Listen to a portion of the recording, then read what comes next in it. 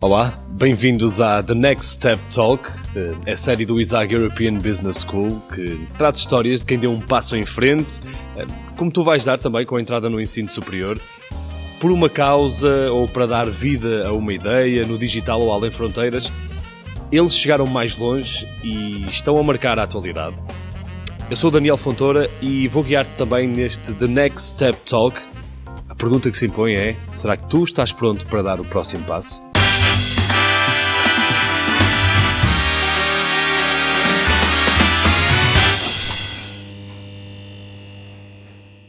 Hoje estamos num lugar diferente, bem especial. Bem-vindos à Sports and You e obrigado ao Zé Pedro por nos receber aqui. Dos arredores do Porto para o mundo, esta empresa tem provado o seu valor no desporto automóvel e por isso vamos carregar no acelerador rumo a uma conversa que te vai mostrar a importância de apostar no mercado internacional, sobretudo a importância de arriscar rumo aos nossos sonhos e aos nossos objetivos. O nosso convidado é o homem por detrás do sucesso da Sports and You, é um piloto, é uma referência do automobilismo, um verdadeiro campeão, não só ao volante, mas também na área do marketing e da gestão, e sempre com as portas abertas do mundo. No episódio de hoje, damos um International Step com Zé Pedro Fontes. Temos aqui o público maluco. Zé Pedro, olá, bem-vindo. Olá, The Next Step Talk, esta conversa assim um bocadinho informal, e obrigado por nos receberes aqui na tua casa. Com todo o gosto. Sports and You. Isto é uma espécie de tudo em um, não é? Criaste isto assim, dentro do automobilismo, passa pela competição a nível nacional e internacional, depois juntas a distribuição de grandes marcas, os eventos, a formação de pilotos, técnicos. É um novo espaço, este certo. Onde estamos, este espaço da Sports and You, muito 2021, uma coisa também virada para o futuro, seja a nível arquitetónico, seja daquilo, as coisas, da maneira como estão pensadas as coisas. Reflete também um bocadinho essa internacionalização, essa ideia que tu tens também para o futuro. São 2.500 metros quadrados, não é? De possibilidades infinitas para pilotos, técnicos. Explica-nos um bocadinho o que é que acontece aqui dentro, porque quem está a ver, ok, tem este cenário, temos ali uns montes ao fundo, temos aqui isto tudo cheio de carros. O que é que acontece? Qual é a magia que acontece aqui na Sports and You? Bem, em primeiro lugar, eu sou só a cara visível da Sports and You. A Sports and You é um conjunto de pessoas apaixonadas pelo que fazem. O desporto automóvel é a base do nosso negócio. Começamos como uma equipa de corridas, como existem várias em Portugal, e depois entendemos que o caminho seria alargar os serviços que fazemos e também ter uma estratégia claramente internacional. Ou seja, não ficar apenas naquela coisa da corrida e só ali, depois vão para casa, não, que quiseste dar um passo, ir um bocadinho mais além. Exatamente, é muito simples. Eu quero o que nós gostaríamos é quando as pessoas pensem em competição automóvel e que precisem de algo, se lembrem da Sports and You, que nós iremos ter uma solução a todos os níveis. Nós começamos com uma equipa de corridas. Neste momento vendemos os Peugeots, Citroëns e Opels para a Península Ibérica, vendemos as peças, montamos os carros, organizamos campeonatos, tanto reais como virtuais, fazemos eventos, damos formação. Se alguém quiser adrenalina e gasolina, okay. Queremos que a nossa marca seja aquela que venha à cabeça das pessoas. Depois, é bom porque às vezes as pessoas não sabem a quem recorrer ou não sabem onde ir. Mas isto é... E se calhar já se depararam. Vão a um sítio... Não, mas nós só tratamos disto. Se quiser tratar daquilo, é noutro sítio. Exatamente. E então, no fundo, vocês agregam tudo e é quase o produto-chave na mão. É exatamente isso. Okay. Depois, nós quisemos fazer a nossa base, as nossas instalações, têm que transmitir os nossos valores e a nossa visão para o nosso negócio. E por isso quisemos que fazer algo diferente, em que transmita qualidade, modernidade, competência, porque acreditamos que somos competentes naquilo que fazemos, e acima de tudo virado para o nosso cliente. O cliente é sempre o foco de tudo, de um negócio, não é? E nós, na análise que fazemos do mercado, entendemos que o desporto automóvel é um desporto, como toda a gente sabe, caro, que é preciso investimento, e os nossos clientes são dois tipos de clientes, ou são o cliente particular que tem como hobby o desporto automóvel e, portanto, quer algo de qualidade, ou são as grandes marcas, desde automóveis ou patrocinadores, que nos utilizam como ferramenta de comunicação. Okay. E se nós queremos estar ao mais alto nível, tínhamos que ter uma base ao mais alto nível. Isto é um complexo que permite-nos fazer também tudo aquilo que nós temos como estratégia, que é desde a preparação dos carros à formação ou eventos. Nós temos tudo preparado para qualquer marca que queira fazer um evento dentro do desporto automóvel, poder fazer aqui a sua apresentação comercial, a sua formação ou a sua reunião anual com os colaboradores e depois à tarde ir experimentar um bocado de corridas, porque do outro lado da rua temos um troço onde podemos dar essas sensações.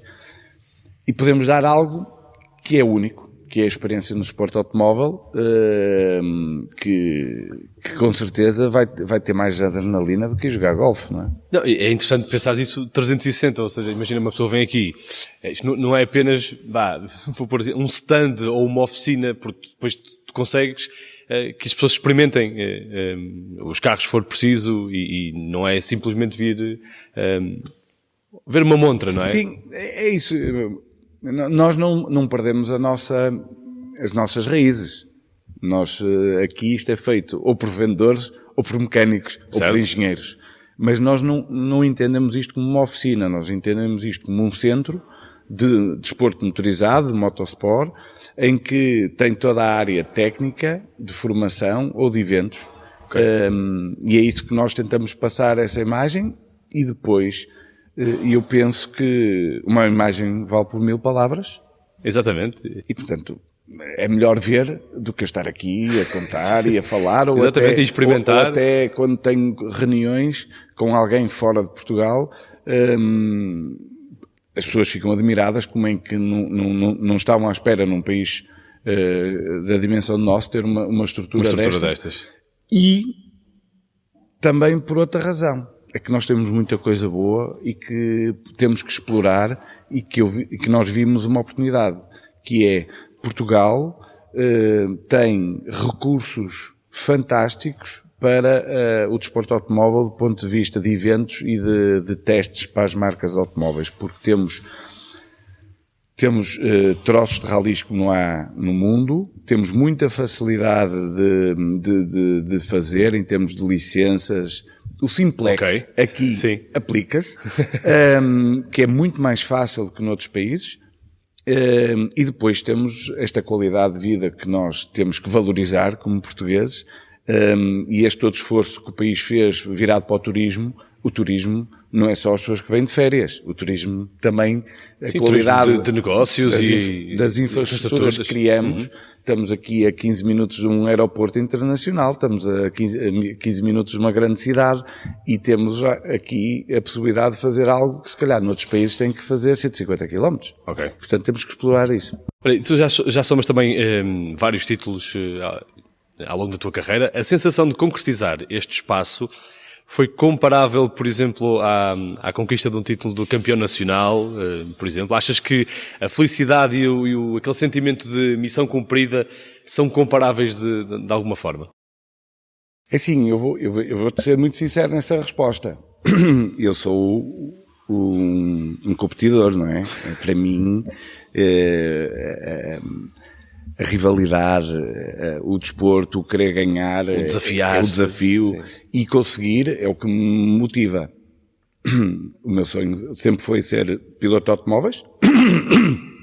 Portanto, quando eu consegui o primeiro título, isso foi o momento mais marcante da minha vida em termos de profissionais, porque eu faço isto mesmo como piloto há muito tempo como profissional. Agora, claro que já ganhei muitos campeonatos que nada tiveram a ver com a felicidade que eu e todas as pessoas que trabalham na Sport New tivemos quando pudemos começar a trabalhar aqui. Isto foi um sonho de todos, de muito trabalho de todos, e isto é o culminar de uma primeira fase, quero eu pensar e acreditar e continuarmos com os pés muito assentes na terra. Não podemos, que às vezes o êxito nos mate, não é? E portanto temos que manter os valores que nos levaram a chegar até aqui e temos que continuar. Tu estavas a falar da equipa.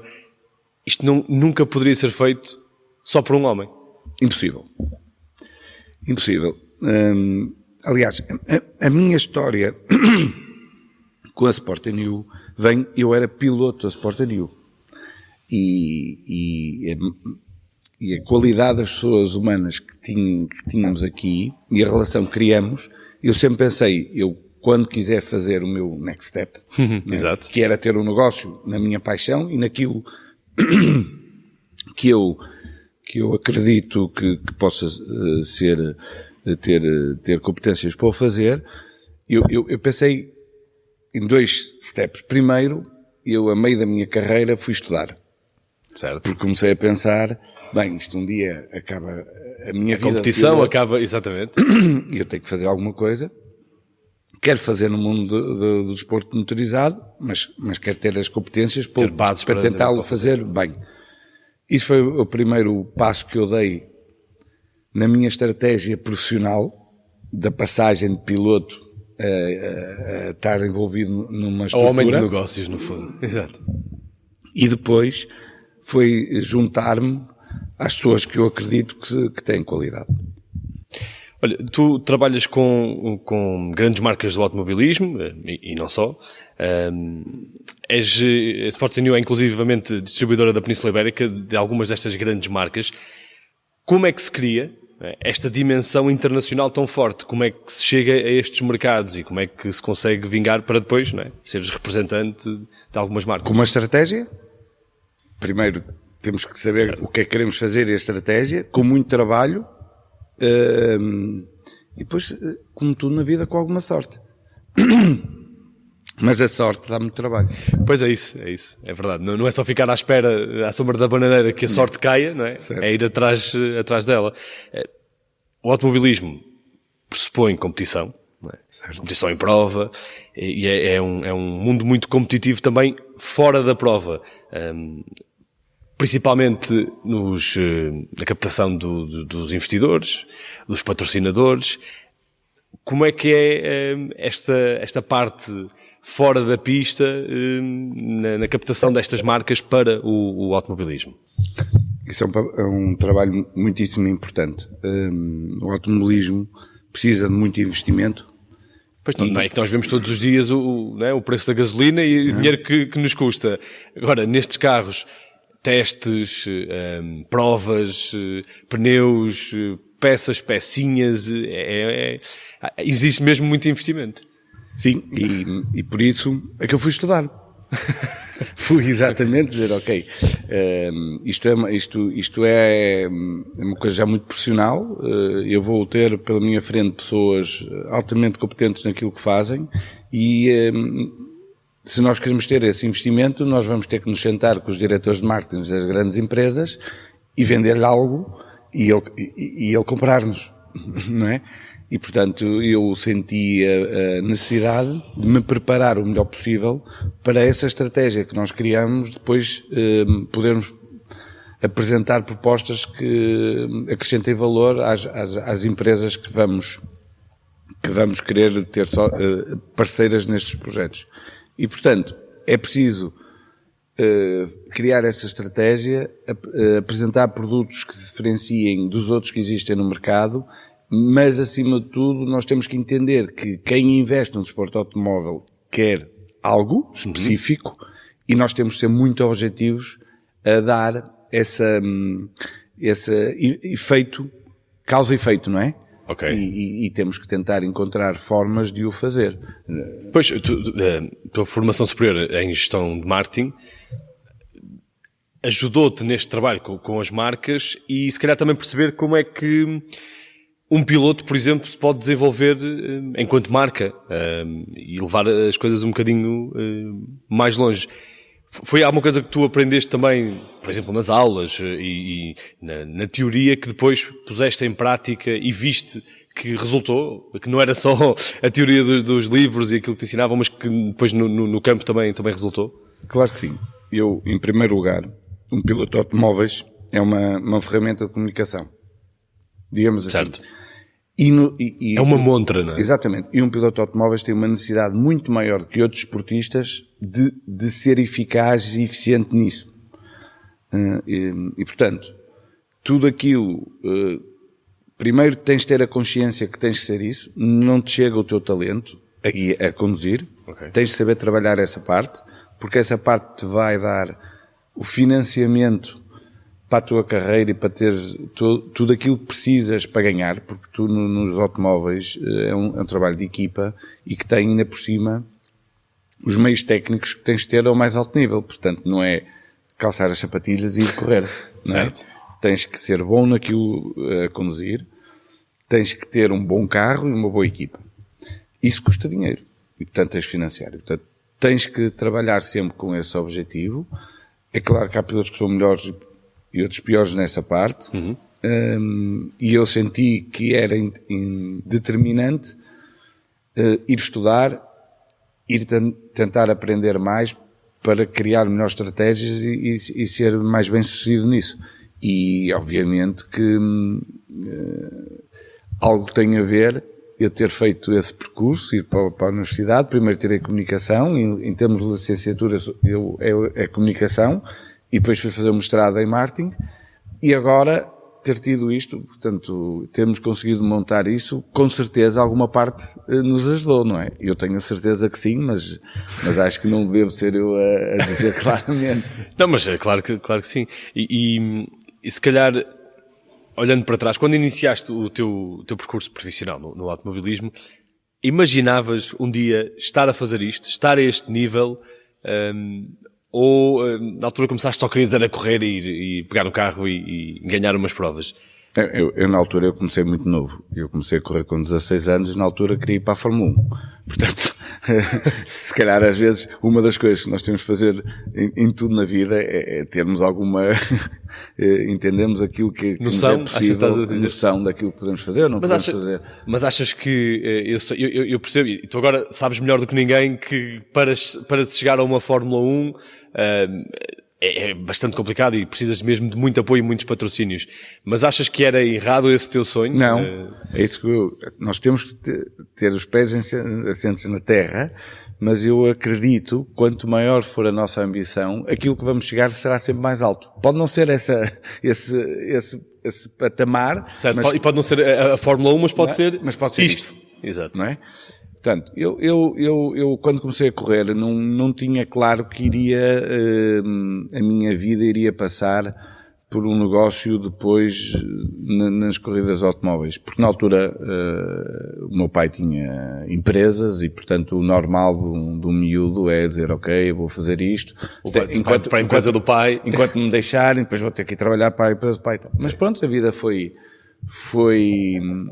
se desenrolar e agora... Quando eu comecei a ter claro na minha cabeça que isto seria o next step, não é? Uhum. Eu sempre acreditei que nós podíamos fazer isto. Porque se nós não acreditarmos, não vamos conseguir chegar lá. Sim, porque há alturas em que tu cá duvidas ou questionas e se não acreditares, claro, não vais ultrapassar. Mas essas dúvidas essas dúvidas são importantes, porque levam-nos a reinventar-nos, a pensar como é que vamos conseguir ultrapassar essas coisas. Mas eu sempre tive muito claro que nós poderíamos chegar, porque eu acredito muito em Portugal e nos portugueses e acho que nós somos o melhor povo do mundo. E acho que somos muito competentes naquilo que fazemos. Não gosto de uma coisa da nossa cultura que é acharmos que os outros é que são melhores. E portanto eu sou o contrário disso. Lá fora é que é bom aquelas coisas. Eu acho que nós é que somos e vamos provar isso. Mas eu tinha claro, porque eu tenho uma pessoa que agora trabalha comigo, que é uma pessoa importante na estrutura e quando veio para cá veio para estágio.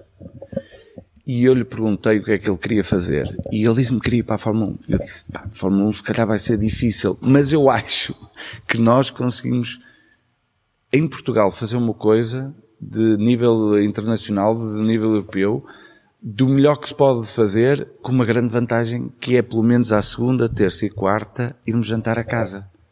E não temos que ir, porque todos os profissionais do desporto automóvel, no passado, para estarem a este nível, tinham que emigrar, tinham que ir para a Alemanha, para a Inglaterra, países que não têm a qualidade de vida que nós temos, nem as nossas famílias. Nem a comida.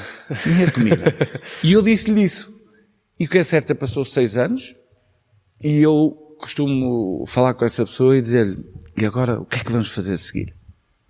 E portanto eu acho que, sim, eu acreditei que era possível e já conseguimos. Temos que agora ter a capacidade de manter e de dar os passos seguintes. Exatamente, fazer o next step. Estávamos a falar da competição, passa também muito pelo trabalho de equipa, não é? Porque totalmente. Tens os mecânicos, tens os engenheiros, tens inclusive... Copiloto. Navegadora, exatamente, a tua navegadora, a Inês Ponte Grancha. Como é que se constrói e solidifica este trabalho em conjunto? Porque, principalmente, dentro do carro, aquilo tem que funcionar a 200%, não é? Muita tolerância. Ok. Quase, não, acho que como um casamento, não é?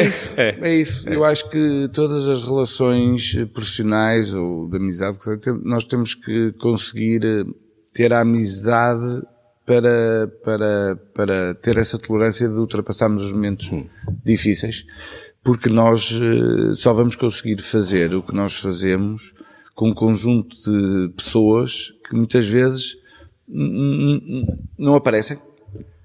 Começando pela família, não é? Que, repara uma coisa, eu tenho anos que estou 35 fins de semana fora de casa. Se eu não tiver... Temos noção que são o quê? 50 e tal fins de semana no ano? Exatamente, se tirarmos o janeiro que não existe corridas, dezembro que não existe corridas e agosto pouco, começamos a perceber que está sempre fora de casa.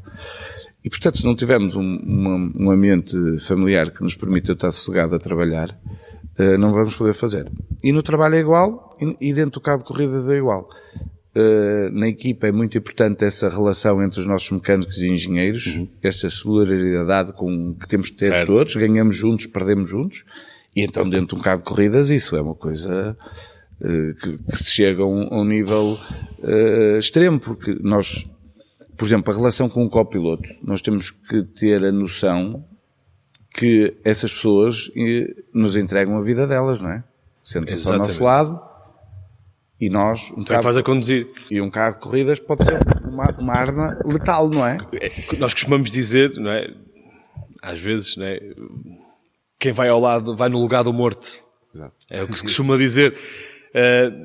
Mas num carro de corridas, a alta velocidade, com imponderáveis e coisas que tu às vezes não consegues controlar, tu tens a responsabilidade da tua vida e do teu carro e daquilo mas também da Inês. E também da Inês, exatamente. Portanto, temos que ter muito respeito por essa confiança que nos é depositada, depois tem que haver um espírito de sacrifício dos dois muito grande. Porque depois funcionamos um bocadinho como o psicólogo um do outro, não é? Porque, infelizmente, embora eu tente, nem sempre ganhamos. E, para qualquer desportista de alta competição, o não ganhar é uma coisa muito difícil. Eu acho que é mais difícil saber ganhar do que saber perder. Mas o não ganhar é muito difícil. Como é que lidas com isso? Por exemplo, eu quando não ganho, não consigo nem ler nem ver qualquer reportagem das minhas corridas, para começar. Ok. Não é? Portanto, logo por aí dá para perceber. Mas não vês... Tipo, mas como é que consegues isso? Ou desligas a internet, porque ainda por mais... Desligo, não vejo internet, não vejo televisão e só penso como é que vou ganhar a seguir. Para mim, ultimamente, tem sido um desafio muito grande porque eu tenho esta vida profissional agora que me retira o tempo necessário para a concentração que é preciso para correr ao nível que eu o faço. E então tens que buscar processos mentais para ultrapassar isso. Então eu agora decidi que o processo é o seguinte, ok, a semana das corridas é a minha semana de desligar do outro mundo. Ok. Mais ou menos como, não de férias porque estou a trabalhar, mas, ok, vou desfrutar aquilo que eu vou fazer, eu vou estar totalmente focado naquilo. Foca 100%. Desligo o telefone, desligo tudo e passo 4 ou 5 dias eu e a Inês como se estivesse em Marte, não é? Não sei o que é que se está a passar no mundo. E, portanto, esses processos todos que fazemos para tentarmos concentrar. Isso é interessante porque assim não tens os outros estímulos, principalmente hoje em dia nós temos estímulos que vêm de todo lado, a toda a hora, seja através do telefone, seja através da televisão, de tudo, e isso desconcentra-nos e desfoca, não é? E se calhar isso é importante, tirares esse momento para te centrares. Tens alguma música, por exemplo, que ouças ou antes das provas, ou durante essa semana, ou esses dias? Tenho um conjunto de músicas que até te vou ser muito sincero, nem sei os nomes, são aquelas que eu gosto e ponho na minha playlist e tenho isso. Quer dizer, eu gosto muito de Jamiroquai, desde miúdo. Bom. Porque é um grande apaixonado também por automóveis. E essa tenho seguro que eu lembro-me de meus carros de reconhecimentos, que tinha sempre essa música, na altura ainda era por CD, não é? Agora, okay. Alguma música em específico? Ou... Não, quer dizer, eu não te consigo dizer porque eu sou muito mau em música. Eu ouço e tenho que gravar, porque senão já não te sei dizer, okay. Não é? Mas Jamiroquai, seguro que tenho eu no meu telefone tenho uma playlist que se chama Rallys. E é isso que eu ouço naquela semana.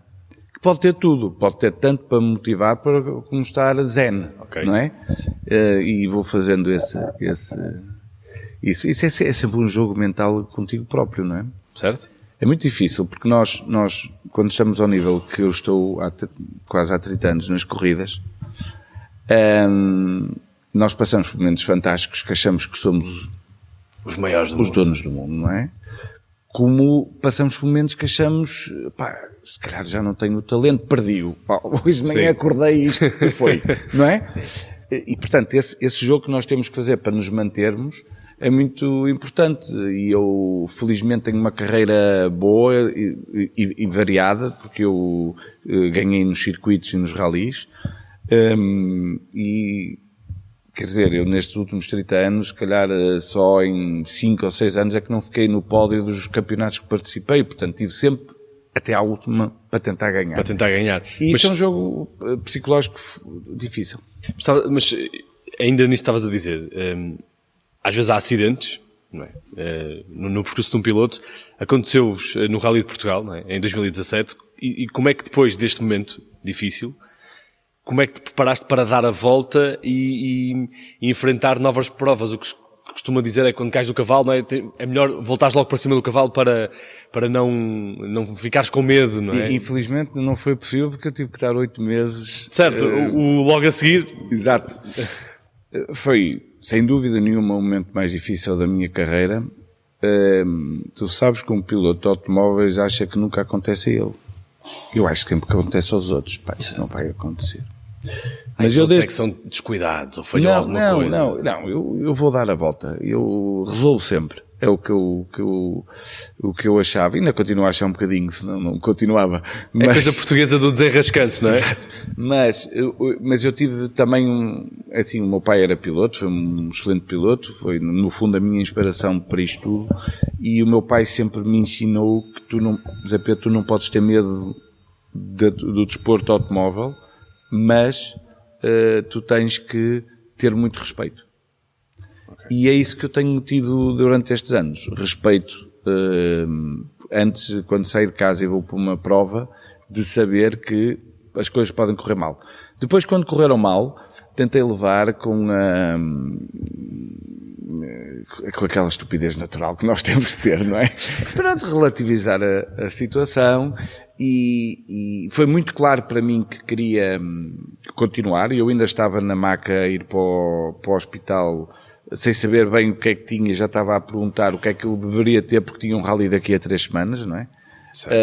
Coisa que se calhar eu lembro da enfermeira não entendeu muito bem como é que é possível. E como é que já estavas a pensar naquilo, não é? Que ia ali.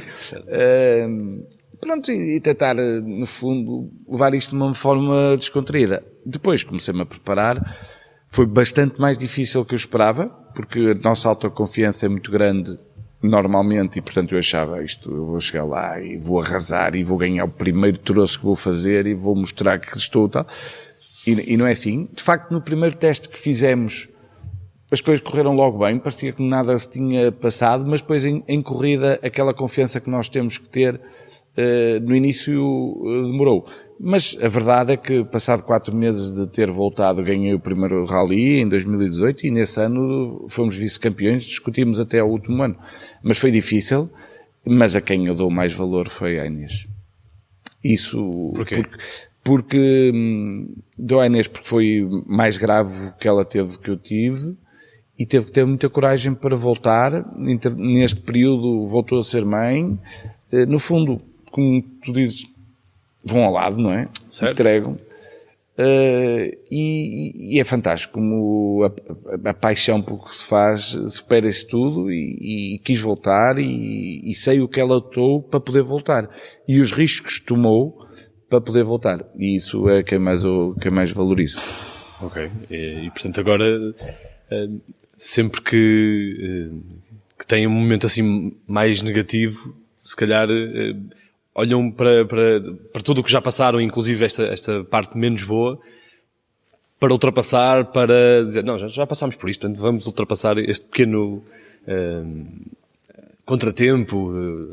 Não, nós temos uma relação de amizade muito forte e eu, se um dia a Inês decidir parar, isso vai ser um dos fatores que me poderá levar a parar também, porque para estar dentro, eu, com o que já fiz, cuidado que tenho, as coisas já não temos que ultrapassar de tudo e fazer as coisas sobre a pressão de não gostares do que estás a fazer. E para mim é muito importante a Inês estar comigo, porque me divirto, confio muito nela.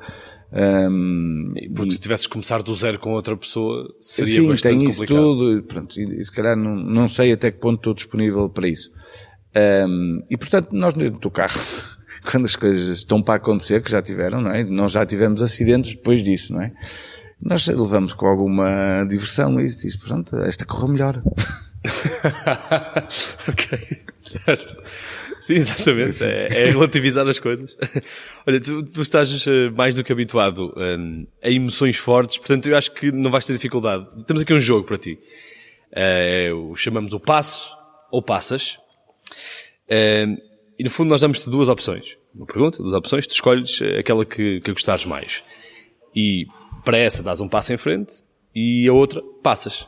Ok? E o que é um passo em frente? Responda à pergunta. Exatamente. Ok.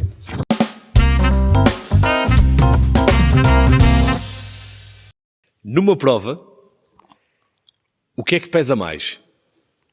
O carro ou o piloto? Os dois. Não há uma coisa mais decisiva? Não, porque objetivamente eu conheço situações em que ganha o carro e outras que ganha o piloto. Portanto, é difícil dizer isso. Numa prova o que ganha é o conjunto. Agora, é mais fácil quando temos um bom carro. Ok. Olha, poder construir outro espaço como este ou ser campeão pelo menos mais 20 vezes? Construir mais um espaço como este, porque este é o meu futuro. Isto é a minha paixão agora e todos os projetos estamos envolvidos. Eu já ganhei muitos campeonatos, quero ganhar se calhar mais um, mas se tiver que assinar agora, construir mais um espaço desse é sinal que isto está tudo a correr bem e que todos estamos bem. É bom ver que tu já estás, tu já deste este próximo passo e já estás a pensar noutros próximos passos que vais dar. Certo. Então agora, não poder trabalhar nunca mais no plano internacional ou não poder trabalhar nunca mais no plano nacional? Claramente que o tempo de trabalhar no plano nacional abdico em relação ao internacional pela dimensão. Claro. Mas nós queremos... Como tu estavas a dizer que acreditas nos portugueses e acreditas no país... É isso que eu vou dizer, mas isso não é... Uma coisa é eu acreditar no país e nos portugueses, outra coisa é ter a noção da dimensão do mercado. E agora também digo que para já isto não vai acontecer, porque nós vamos poder continuar a fazer as duas coisas. E depois... Exato, isto é só uma pergunta hipotética. E, portanto, eu quero continuar a contribuir para a parte nacional.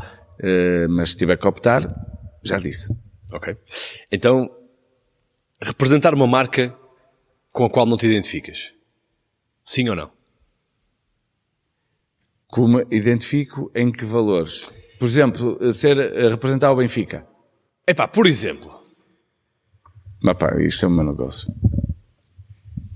Tenho que representar todos. Ok. Conseguias ter esse sangue frio?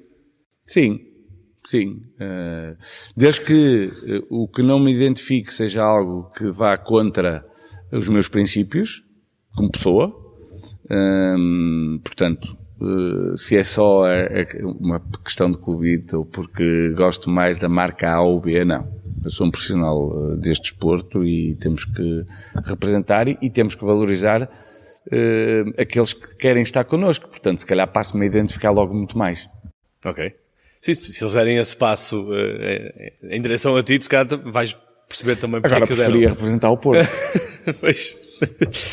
Eu percebo. Caso, sabes que, vou ser sincero, a esse nível, eu já fui convidado para ser speaker do Benfica e disse que não. Por uma questão, porque eles queriam alguém que se identificasse com o clube e que passasse a paixão e que passasse a emoção que eles queriam para os adeptos. E eu não ia conseguir fazer o meu trabalho. Disse que não, porque enquanto profissional eu não ia cumprir. Sim, mas eu vou-te fazer uma confidência. Houve uma altura da minha vida, 2 vezes, que tive que optar por marcas de automóveis, em que umas tinham uma história forte comigo, portanto, familiar, e outras não. E eu optei por aquelas que me davam as garantias de que eu ia ganhar. Já te respondi. Okay. Então agora, se só pudesses escolher uma, eu acho que já sei qual é a resposta, mas até porque já disseste mais ou menos, se só pudesses escolher uma, gestão ou competição? Competição. Pois. Porque isto na gestão também é competição. Ok. Nunca vais... eu acho que tu nunca, na vida, eu tudo que faço estou a competir contra mim próprio. Ok. E isso é o que me dá a motivação para me superar. Porque isto tudo, eu e as pessoas todas que trabalham aqui, estão muitas horas aqui. E no fundo, essa paixão vem um bocadinho dessa competição. Nós queremos ganhar. Nem que seja uma competição interna, não é? Nem Sim. que seja o tu desafiaste e saberes que Exato. consegues Nós fazer mais. Nós queremos ganhar. É isso que nos leva a superar. E eu acho que todas as pessoas, no fundo, têm isso. Ninguém faz a gestão por gestão. E gestão sem paixão, ninguém vai ser bem sucedido. Ok. E onde é que é pior ficar sem combustível? A conduzir ou a gerir uma empresa? A gerir uma empresa. Porque uma empresa são famílias. Não é só tu. Não é o Zé Pedro individual que... Claro. E neste momento da minha vida, isto, para nós levarmos isso, essa tal da competição, mas também essa parte da família, eu costumo dizer. Que nós temos um grupo de WhatsApp nesta empresa que se chama Tribo Sport New. E tu pensas sempre que, além das pessoas que trabalham aqui, há famílias por trás dessas pessoas. Claro. E eu conheço grande parte da sua história. E ainda ontem pus um like num filho que cortou o cabelo. De um mecânico que nós temos. Porque fazem parte de nós.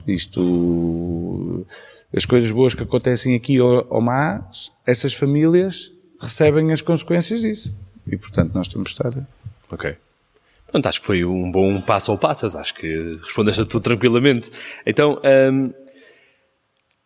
temos aqui mais algumas coisas que gostava de falar contigo. Vamos voltar à aposta a nível internacional. tu lembras-te do primeiro momento em que o teu percurso profissional ultrapassou fronteiras, em que saíste daqui do nosso burgo, né? Do nosso conforto. Do nosso conforto de Portugal. Como é que foi essa parte de passar a fronteira e começares a chegar com a receios, mercados? Com medos. Eu tive 2 momentos, um momento como piloto e um momento como agora como gestor, não é? E como piloto tinhas que idade? Que eu comecei a sair de fora. Era muito novo, tinha 17, 18 anos, por aí, que tinha que ir para fora, sem família, para países que, ok, Inglaterra não é aquilo que me identifico mais, Londres é bom, mas o resto não. Sim. Sozinho. Eu muito novo fiz tudo sozinho, com todo o apoio da família, mas tinha que ser eu a puxar pela carroça e, portanto, isso, muitos receios, muita...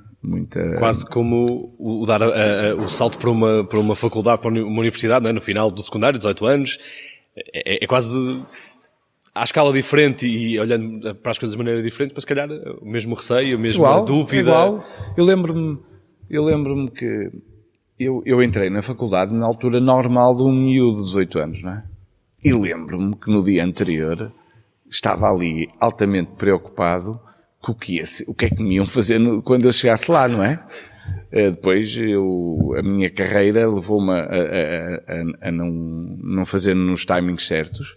Mas quando eu voltei com 30 anos, mesmo já com a confiança de uma pessoa de 30 anos, no dia anterior pensamos mais ou menos, não é? O que é que nos vai acontecer?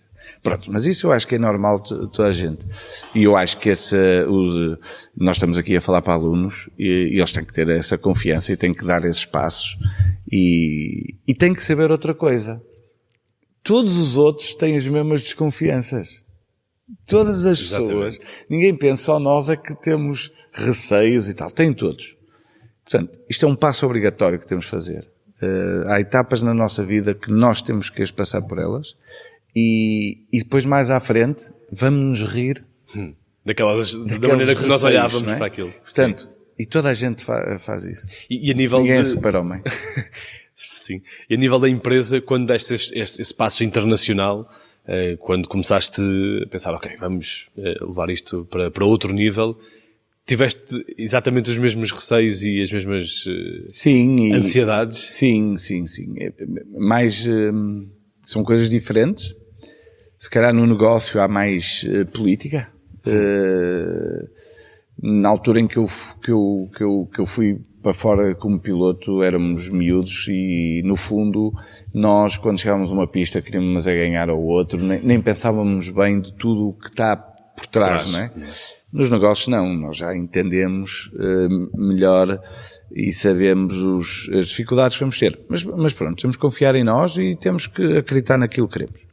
Bem, se é verdade que é cada vez mais valorizado o percurso profissional e também académico, com uma dimensão internacional, também é verdade que é preciso saber dar os passos certos para que isso aconteça, tal como o Zé Pedro fez.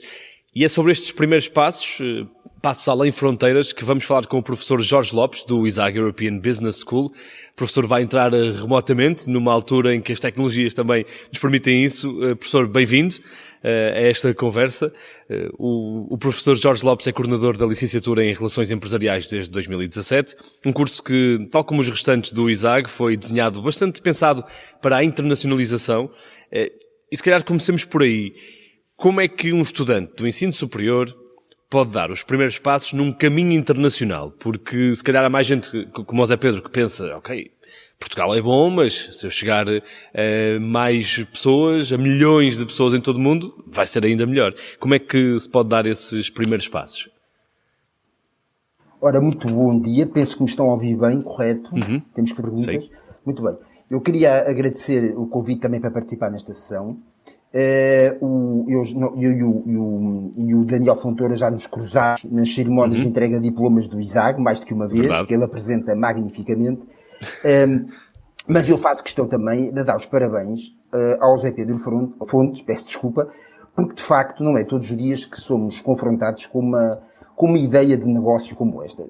É mesmo verdade, eu acho que há aqui um guia empresarial de facto incrível, porque abrir um projeto deste tipo, com esta dimensão sobretudo, eu acho que de facto nós precisamos, especialmente para os nossos alunos, de exemplos inspiradores como este. E de facto este é mesmo inspirador, porque temos alguém que não contenta ainda em ganhar campeonatos e títulos, ainda fez questão de criar um projeto desta envergadura. E portanto, dou os mais sinceros parabéns, que vêm mesmo aqui da alma, são genuínos, porque acho mesmo que é uma ideia muito inspiradora.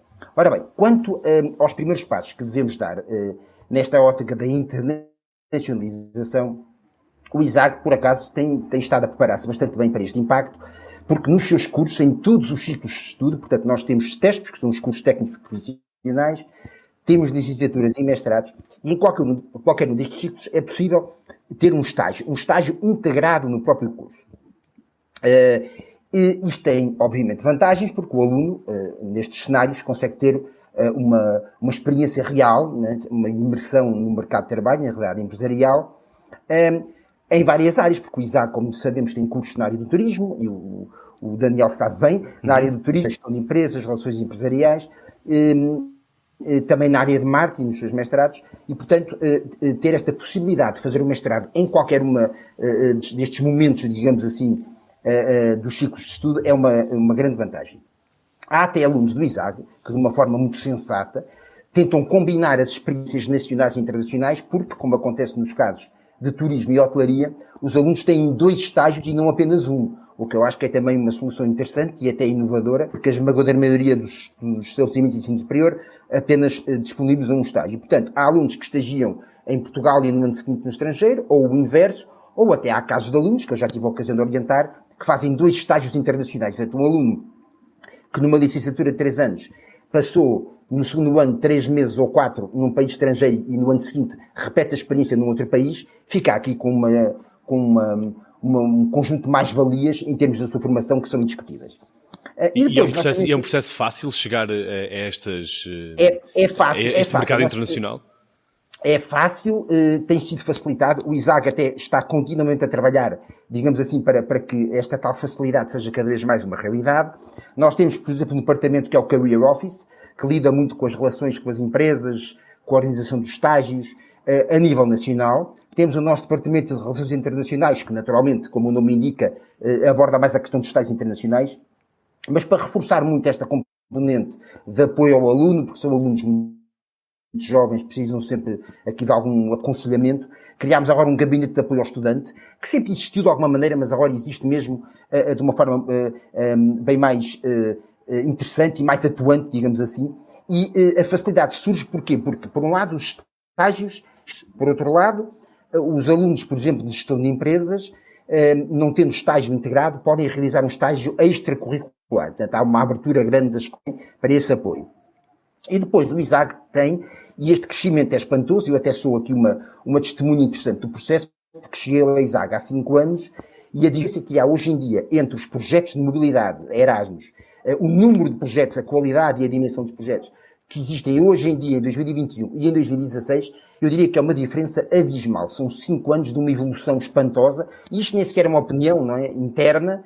Eu estou a valorizar este crescimento porque é um facto e está documentado com indicadores. E, portanto, a facilidade deste processo tem a ver precisamente com isto. Há organismos e departamentos internos que facilitam. A própria ação dos docentes também vai no sentido de tentar induzir os nossos alunos até estas experiências internacionais.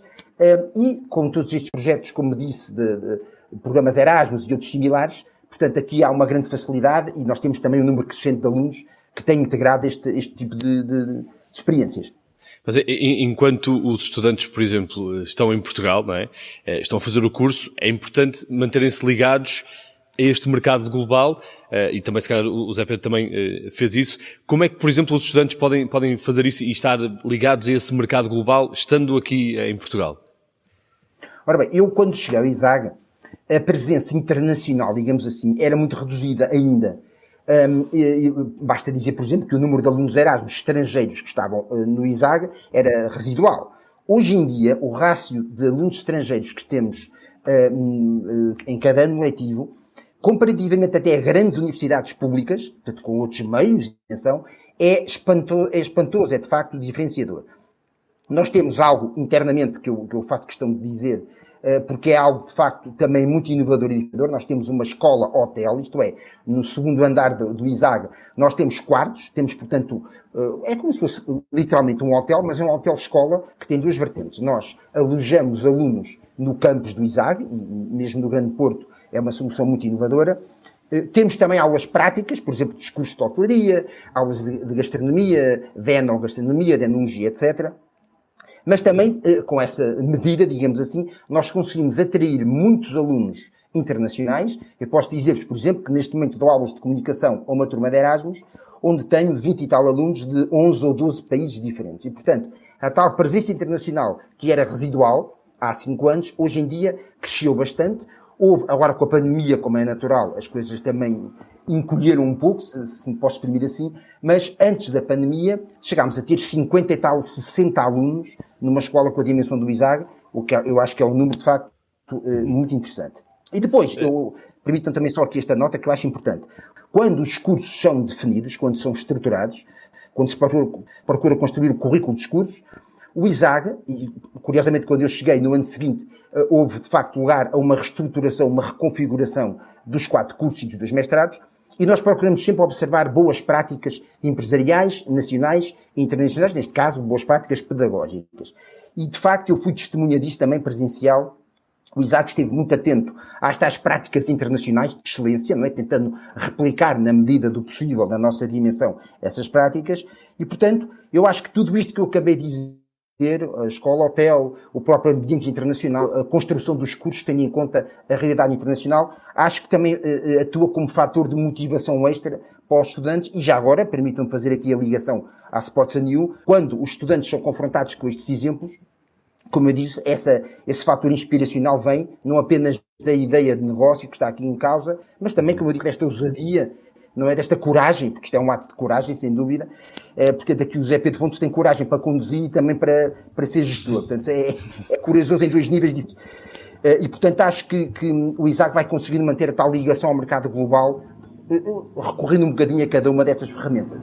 Uhum. E Zé Pedro, tu, enquanto piloto, primeiro, e se calhar agora enquanto empresário, procuras algumas referências ou procuraste algumas referências internacionais que te permitissem dar o próximo passo ou que te inspirassem para fazeres algo mais? Claro que sim. Eu acho que é fundamental nós aprendermos com os melhores, com aquilo que está bem feito e, portanto, não vamos complicar. Se alguém que faz bem feito, vamos tentar perceber e tentar replicar. Não copiar, mas perceber como é que... Não copiar, algumas coisas se tiver que ser, não há, é o que é, não é? Mas aprender com os melhores.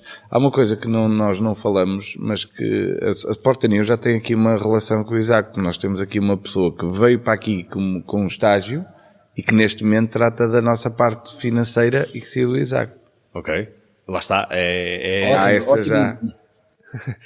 São essas sinergias. Mas qual era o teu piloto quando eras mais novo? O piloto que tu olhavas e dizias, este gajo é um grande piloto. E inspirava-te a ser assim. Primeiro o meu pai.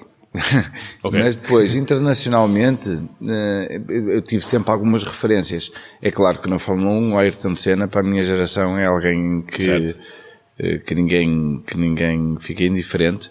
E depois nos rallies eu gostava bastante de um piloto chamado Juha Kankkunen, pelo estilo que conduzia, da maneira como conduzia, mas Colin McRae, Carlos Sainz, tudo isso são referências muito importantes.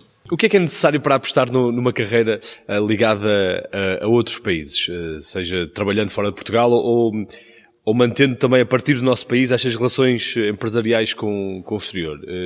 O que é que...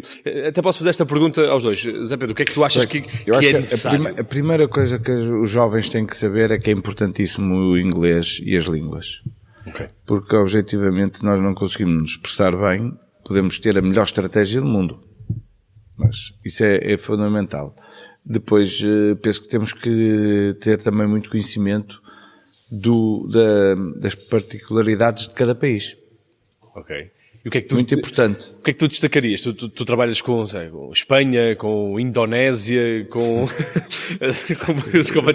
são latitudes completamente diferentes. O que é que tu destacarias, por exemplo, para trabalhar com espanhóis, que é importante numa relação pessoal e trabalhar com a Indonésia também?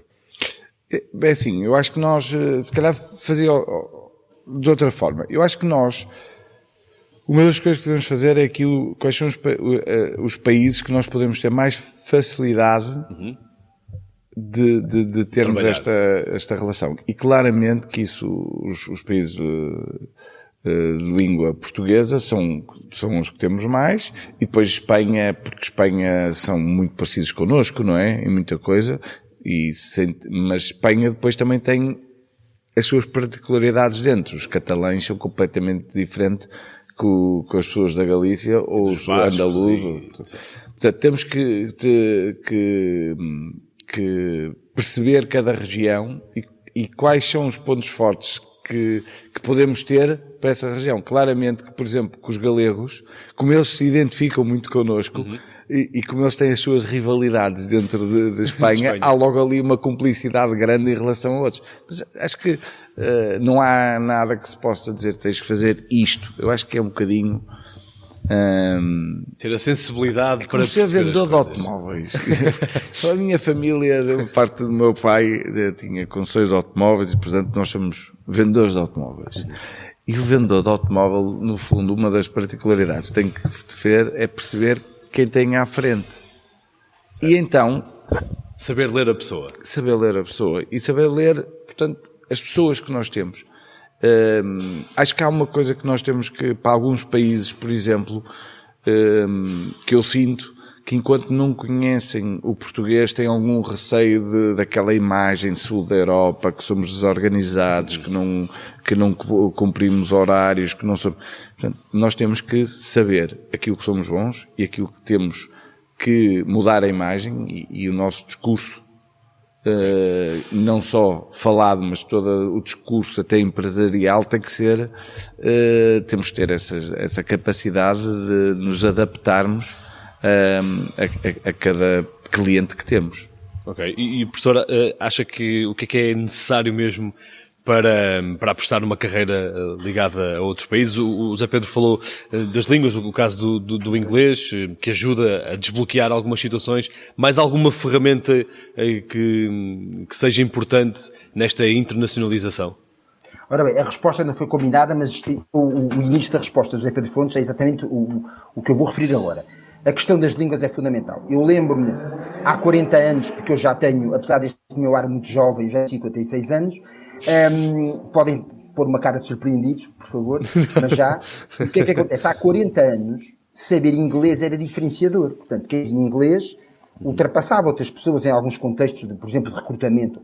Agora, nós sabemos que há vários cenários de recrutamento onde eles dizem, bom, é inglês mais uma língua, não é? Mais uma língua. Portanto, eu digo aos meus alunos, isto em inglês é como usar o computador, ou quase como comer e respirar e dormir, porque é uma exigência que nós já devemos trazer. E, portanto, as línguas estrangeiras são fundamentais. Foi um aspecto, por exemplo, que o ISAG reforçou de forma clara. O ISAG, neste momento, o que também é diferenciador no mercado, só em relações empresariais o aluno tem acesso a 4 línguas estrangeiras, portanto, aprende inglês, francês, e depois ainda pode também ter aulas de alemão ou de espanhol.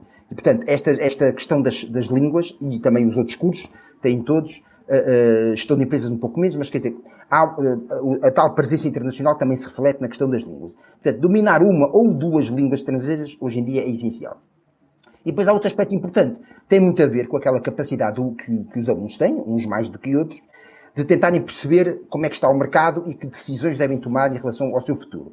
E se por um lado nós temos um ou outro aluno que nos diz, olha, eu quero estagiar aqui no Porto, se for possível ao pé de casa, até há um hotel em frente à minha casa, eu até gostava de ir para lá. Há outros que dizem, olha, eu quero ir para longe. Eu já orientei um aluno que foi para o Dubai e uma aluna foi para a Tailândia. Nós nem sequer tínhamos protocolos com esses locais, mas estes alunos disseram logo, eu não vou estagiar para a Espanha, é um país muito interessante, mas é parecido connosco, quer dizer, não acho que haja grande interesse. Eu quero ir para um país totalmente diferente. Quero ter uma ideia mesmo do que é a realidade hoteleira nesses países. E por isso, eu acho é que nós devemos ter muito a motivação dos alunos para que eles depois tomem decisões deste tipo e percebam que trazer uma língua estrangeira tem que fazer parte da sua preparação, não é o extra que abria portas e conduzia um futuro promissor, mas que hoje em dia nós temos é que antecipadamente perceber o que é que eu vou fazer. Eu estou neste curso, daqui a 2 anos vou ter um estágio, para onde é que eu posso ir? Eu tenho alunos que, antes de começarem o curso de Relações Empresariais, vão ter estágio no 3º ano, um estágio longo de 800 horas, e 3 anos antes estamos já a fazer perguntas, o que é que acha que eu devo fazer? E há alunos que se calhar pensam nisto na semana anterior, não é? Portanto, tem que haver aqui uma perspectiva de antecipar o futuro, digamos assim. Eu acho que, eu estava a ouvi-lo, e eu acho que é muito importante eles identificarem, tentarem o mais rapidamente identificarem o que querem fazer, que área de negócio querem fazer. Chegar logo com um objetivo. Exatamente. E estudar um bocadinho essa área de negócio para saber as competências que têm que ter ou as zonas onde elas se desenrolam. Porque, por exemplo, se eu quero ser engenheiro automóvel, nas corridas existem alguns clusters onde, quer dizer, Inglaterra é o centro quase de tudo, não é? E portanto, se calhar faz sentido eu ir para a Inglaterra para fazer o estágio. Portanto, eu acho que eles têm que tentar antecipar um bocadinho. Eu acho que isso das línguas, neste momento, as pessoas têm que entender que é uma coisa que já não é um extra. Ou tens, ou estás fora. E depois tentar antecipar o que querem fazer para toda essa estratégia e se encaixar, não é? Isso é muito interessante, mas se calhar usando também a minha experiência, há muita gente que acaba o secundário e não faz a mínima ideia. Pois isso é que de qual o rumo seguir, e às vezes isso é que eu gostava de passar essa imagem e vou falar de mim e do meu filho. Eu tenho um filho que vai fazer 18 anos. E digo-lhe, Pedro, o pai com a tua idade já trabalhava, já saía de casa e ia para a Inglaterra sozinho. Mas porque sempre tiveste essa paixão e esse gosto e sabias o que querias. E portanto, tu tens que pensar o que é que queres fazer e tens que programar a tua vida, porque isto da gestão ou das empresas é muito importante, planeamento. Mas ele já sabe? Pois, eu se calhar, não sei, se calhar eu não tenho estado muito eficiente nisso, ele já sabe o que quer fazer, já sabe os passos que quer dar, mas eu penso que é importante, e isso agora que ele vai ter que entrar na faculdade este ano, é importante ele começar a pensar um bocadinho mais à frente. Pois, mas às vezes não é fácil. Totalmente, exatamente. Eu aqui se calhar identifico-me com aquela dúvida, porque às vezes o ensino secundário não é tão claro na definição de um objetivo que depois vai ser o futuro, não é? E quando chegas à faculdade podes definir um bocadinho mais, não quero dizer que seja exatamente por ali, mas acho que há muita gente que ainda tem assim esta dúvida, mas é importante pensar. Às vezes é só uma questão de parar e pensar. Não, o que mais difícil na vida é de facto pensar. Exatamente. Não é? Porque porque às vezes trabalhamos tanto e pensamos pouco. Exatamente. É mais fácil, se calhar, perder mais tempo, investir um bocadinho mais a pensar do que a trabalhar. Olha, e esta nova geração, e tu disseste há pouco que tens aqui uma pessoa a trabalhar contigo que veio estagiar e que depois ficou. Esta geração mais nova, e tu vês destes alunos e jovens que tens um filho de 18 anos e vês estes jovens também que começam agora a entrar no mercado de trabalho ou que estão a desenvolver carreiras, quais são as características que tu achas que diferenciam estas novas gerações e que podem ser benéficas para o mercado de trabalho a longo prazo? Eu penso que eles, objetivamente, as novas gerações falam melhor línguas que se calhar a minha geração, porque desde muito novos começam, por causa dos computadores em casa, os dos jogos, dos esportes, começam a falar com pessoas de todo o mundo e têm que falar inglês e têm que fazer, e acho que estão muito bem preparadas em termos da parte de sistemas de informação. E isso dá-lhes outra coisa. Neste momento a quantidade de informação que eles conseguem receber é fantástica, não é? No entanto, Não é muito o meu papel, posso estar errado, porque eu não sei se neste momento a vida está melhor, toda a gente vive, não é? A sociedade tem evoluído, nós não podemos estar a dizer que é tudo mau, não é? E eu acho que neste momento os jovens são mais velhos mais tarde. Eu sinto um bocadinho que, pronto, as pessoas têm tudo, querem ir para a faculdade, têm tudo os timings, a vida mais facilitada e portanto, não gostaria de que isso fosse um fator para atrasar todas as decisões que eles têm que tomar. Mas eu penso que neste momento, acredito que eles estão muito mais bem preparados que na minha geração. E o professor também acha que estas novas gerações têm outras ferramentas interessantes que há uns anos se calhar não tinham? Sem dúvida, há aqui um paradoxo, eu concordo com o que o José Pedro Fontes disse, há aqui um paradoxo curioso. Lá está, por força da minha idade, também sou professor neste tipo de ensino já desde 93 e, portanto, também já lidei com várias gerações e hoje em dia elas mudam muito rapidamente. Eu acho que, por um lado, concordo totalmente que agora eles falam melhor, se ensinam-se melhor, por exemplo, na questão das línguas.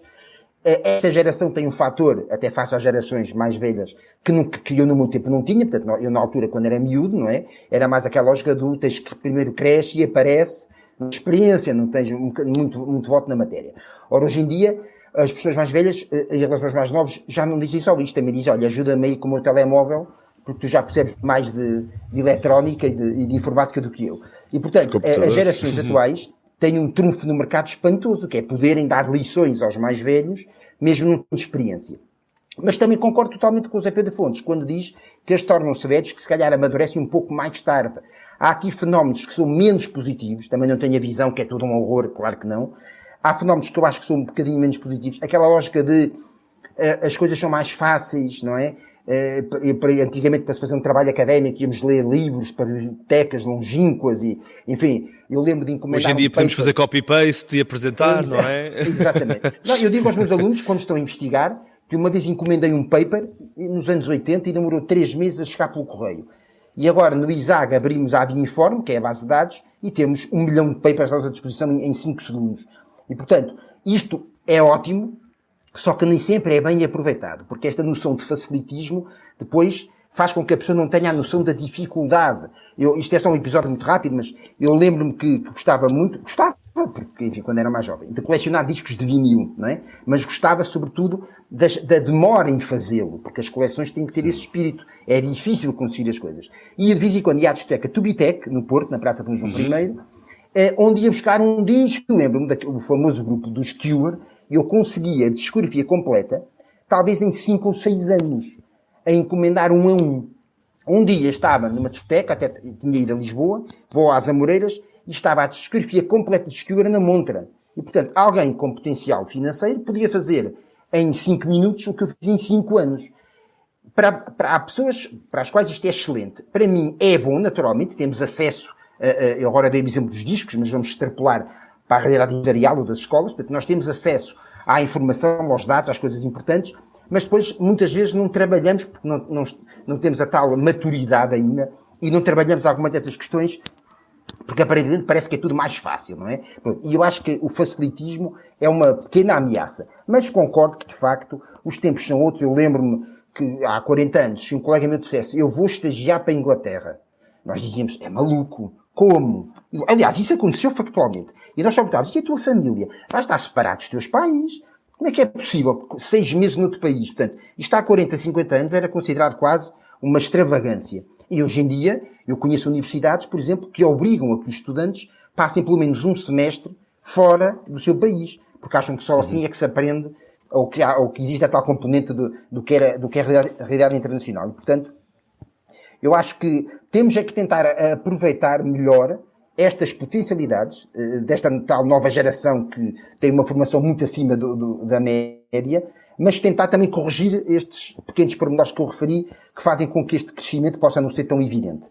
Eu gostava de dizer aqui uma coisa, que eu acho que nós, tudo que acontece na vida, podemos tirar coisas positivas.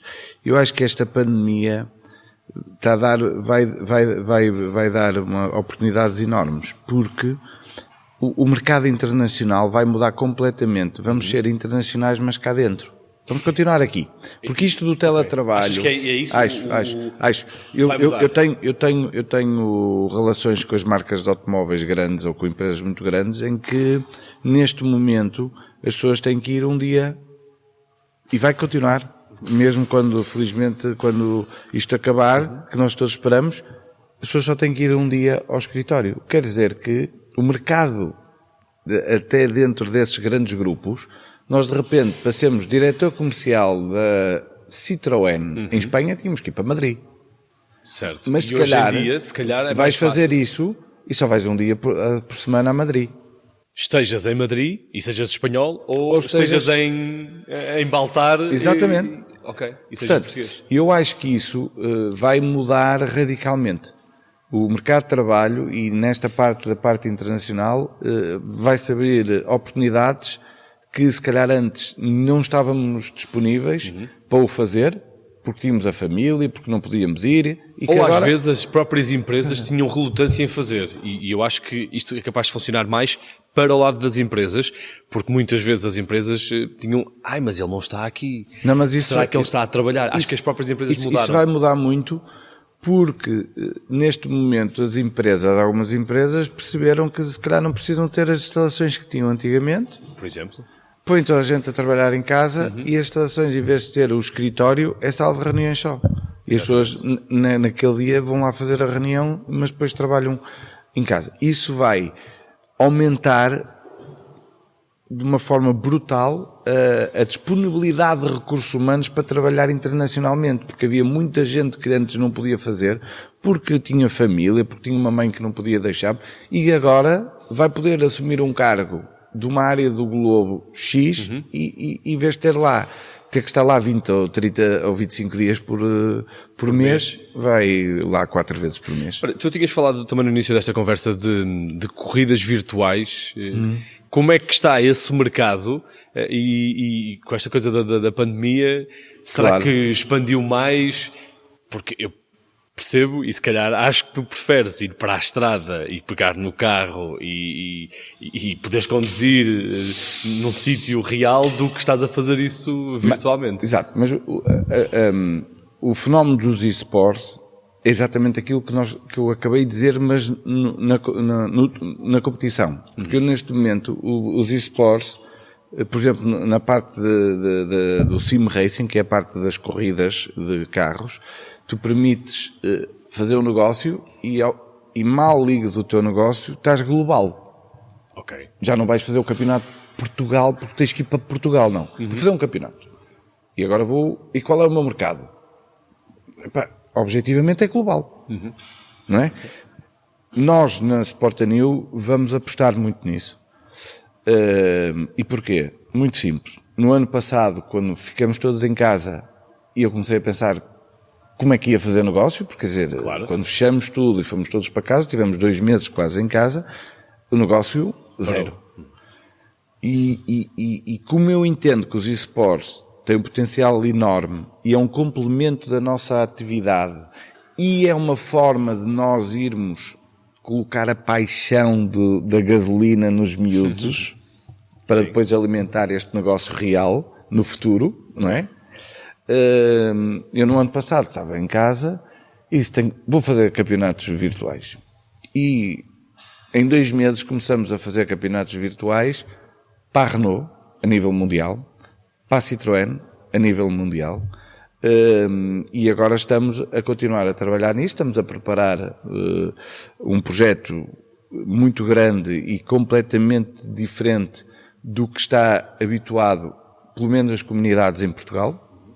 E eu acredito muito porque o potencial é enorme, porque as pessoas cada vez mais têm esse gosto. Neste momento as empresas veem também nisso uma forma de comunicar e nós vamos querer estar ao mais alto nível nisso. Muito bem, então, lá está, é o futuro a acontecer, mas é interessante, a partir dessa parte do eSports, ganhares Sim, porque fãs para a modalidade real. Não só fãs. Nós, sem querer abrir muito os meus segredos, mas isto é uma forma de nós termos contacto não só com fãs, com possíveis clientes, com possíveis empresas que trabalham. E achas que é possível daqui a uns anos teres um piloto que corre e que começou no eSports? Acho, isso já existe. E nós vamos fazer este ano, num dos campeonatos que vamos organizar, nós vamos permitir isso, porque para nós faz sentido os eSports se nós dermos a passagem do virtual para o real. Uhum. E, portanto, este ano nós vamos fazer um campeonato e quem ganhar vai poder testar esse mesmo carro real. Ok. Isso é espetacular. E, pronto, temos várias ideias e vamos fazer, com certeza, programas de tentar trazer pessoas do virtual ao real. Ok. Professor, ainda a propósito do tema da pandemia, sei que não é a mesma coisa ter os alunos num quadradinho pequenino ou tê-los à frente numa sala de aulas, mas será que esta pandemia e esta digitalização e esta transformação digital a que as empresas e o mundo foram obrigadas nestes últimos meses tem vantagens também a nível académico? Por exemplo, os alunos poderão estar nas suas próprias casas e com as suas próprias famílias, como falávamos, e integrar um curso, por exemplo, no ISAG. Eu, se for de Aveiro, se quiser ir para o ISAG todos os dias, tenho de apanhar o comboio e ir, mas via teletrabalho, digamos assim, posso fazer isso em minha casa. Há vantagens aqui também nisto ou desvantagens? Ora bem, eu concordo, mais uma vez concordo, de facto, com o Zé Pedro Fontes, quando diz que o futuro, não só empresarial, mas também a nível do ensino, vai acelerar este processo. Porquê? Por causa da pandemia. Porque, aliás, eu ouvi alguém na televisão aqui há tempos dizer que isto ia ser uma realidade mais tarde ou mais cedo e a pandemia só veio acelerar esta questão. Há aqui um obstáculo, porque, mesmo não tendo a ideia que aqui é tudo mau, como já falámos, claro que não é, mas a nossa cultura organizacional, e o Daniel também referiu isso, ainda via, ou pelo menos via até há pouco tempo, agora acho que já está a ver menos, não via com muito bons olhos aquela questão de dizer a pessoa não está aqui. Portanto, aquela lógica que muitos já seguiam, de dizer eu quero é ter um colaborador produtivo. Se ele está aqui ou está nas Bahamas é completamente irrelevante. Ora, aqui era muita lógica de eu prefiro a pessoa cá dentro, mesmo que esteja o dia todo a fazer paciências, ou a ver o Facebook, eu quero é que a pessoa não saia aqui, que eu estou a vê-la e tal. Pronto. E, portanto, isto vai ter de acabar, obrigatoriamente, mas é quando eu tenho exemplos, até familiares e outros, em que alguns líderes que estão ligados a algumas empresas estão sistematicamente a dizer isto do teletrabalho vai muito mal, consequências terríveis. Portanto, ainda há aqui vozes profetas da desgraça que estão que só veem, lá está o lado mau, só veem ali o negativo da questão. Eu acho que é irreversível, literalmente. E no ensino, por maioria de razão, acho que isto vai ser positivo. Porque, reparem, eu uma vez recebi um mail curioso que dizia o automóvel há 100 anos e agora? E então via-se a diferença abismal, não é? Depois era o objeto X, o telefone há 200 anos e agora? E, portanto, havia diferenças brutais. Então dizia uma sala de aula há 500 anos e agora? E então viam-se duas salas, onde a única coisa diferente era a mobília, e a primeira não tinha computador, tinha pessoas dentro de uma sala e tinha um senhor ou uma senhora a falar para essas pessoas. E, portanto, se há algo que precisa aqui de levar uma volta e ter uma lavagem, enfim, uma visão mais atualizada de todo o processo, eu acho que é o ensino. E, portanto, esta vontade agora que o Isaac, por exemplo, revela, nós, por exemplo, só para ter um exemplo, antes nós passámos todos, e fomos todos para casa o ano passado, em final de fevereiro, início de março, mas passados uns dias já estávamos a ter formação em aulas online, porque como calculam, dar uma aula online não é só ligar o computador e estar 3 horas a falar para o ecrã, não é? É claro que nós temos que incorporar aqui outras estratégias para motivar um pouco os alunos, porque alguns também podem ligar o computador e depois vão-se embora e reaparecem no final da aula e nós não temos a noção se eles lá estão.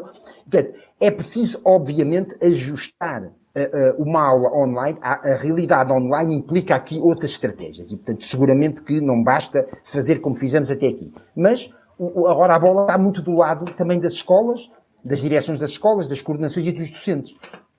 Porque é como diz o aluno, havia alunos eu tive alunos quando dei aulas, e comecei já há uns anos, que diziam, eu vou faltar algumas vezes, que eu estou a 50 km, estou a 80 km, trabalho o dia inteiro, venho às aulas no regime pós-laboral, e estou cansado de mim, e outro dia adormeci numa aula, como dizia um aluno, e não aguento, e portanto vou faltar. Ora, com este novo sistema, não é? Como é óbvio, os alunos poderão perfeitamente assistir à aula, por exemplo no ISAG as aulas ficam gravadas durante X tempo, o aluno pode até ver novamente a aula e eventualmente até tirar outras conclusões ou tirar outras anotações, e portanto eu acho que o processo é irreversível, tem ainda que ser ajustado. Eu acho que nós estamos agora a resolver coisas em direto, não estamos a planear, e ainda bem, porque se estivéssemos a planear, se calhar íamos sempre adiando. E assim não há hipótese nenhuma de adiarmos. Tanto ao nível das empresas como ao nível das escolas, temos já que aproveitar as vantagens do online e usá-las em nosso benefício. Ok. Eu para terminar, Sim. eu acho que é irreversível. A pandemia, daqui a 10 anos, se terminar rapidamente, como todos esperamos, nós vamos ver coisas mais positivas que agora estamos a ver, porque acelerou isto tudo. Uhum. Acho que aumenta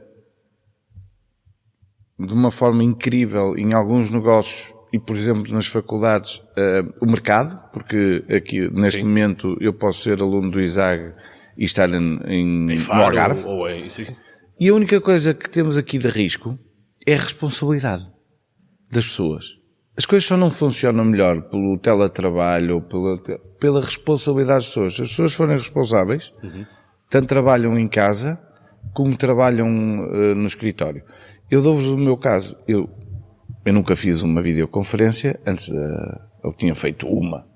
Eu neste momento, então todos os meses ia a Paris, porque tinha que estar com as pessoas e tal. Eu neste momento faço, mas todas as semanas, videoconferências com Paris.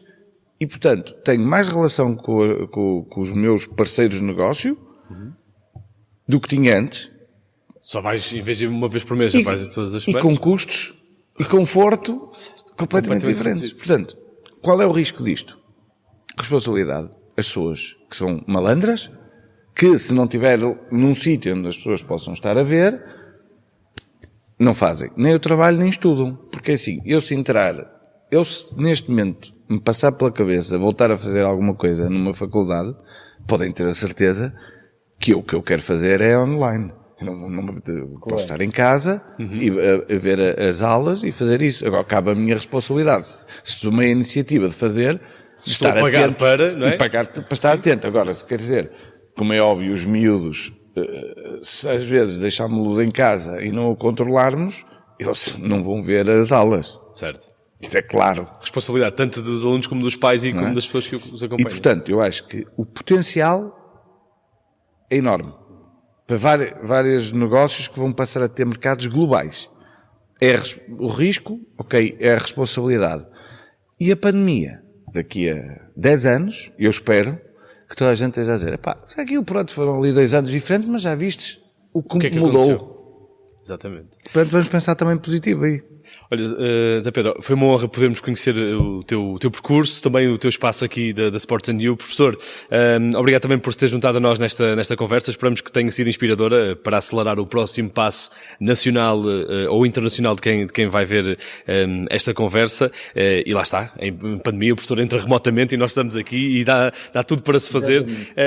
E obrigado também a ti que estiveste connosco durante esta grande conversa. O The Next Step Talk vai voltar na próxima semana. E prepara-te, porque vamos ter Roberta Medina, a vice-presidente do Rock in Rio, vai partilhar connosco também a sua história e o seu exemplo, e não vais querer perder, porque ela tem histórias incríveis para contar. Até lá, podes continuar a acompanhar todos os episódios em thenextstep.isag.pt, no canal do YouTube do Isag também. Não percas ainda a oportunidade de participar na experiência virtual criada especialmente para ti, lançamento a 1 de maio. Só tens de entrar em thevirtualexperience.isag.pt. E para terminar, aquela pergunta inevitável. Será que estás pronto para dar o próximo passo?